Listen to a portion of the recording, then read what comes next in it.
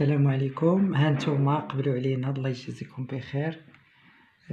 درنا السلق، قطعناه تقطاع العادي، يعني غير اوراق بوحدها. زدنا معاها بصلة حمراء، زدنا شويه ديال الابزار في اناء اخر، شويه ديال الابزار، شويه ديال الملحه، شويه ديال الخل، شويه ديال الزيت البلديه. طربناهم مزيان، عقدوا وعملناهم على الشلاضه. عملنا البيض مسلوق، زيادة في البروتين،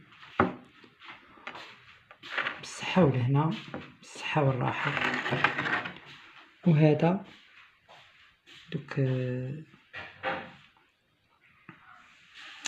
العواد ديال السلق تنحيدوهم، تندقوهم في المهراز العادي او مولينيكس. المهم انا درتها في المهراز ديال النحاس العادي تقليدي.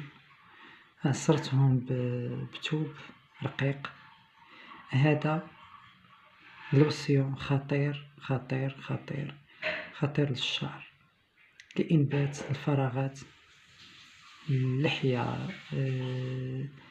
الفراغات في الشعر، في الرأس، الحواجب، الرموش. غير هو ما يدخلش للعين، يستعمل بحذر.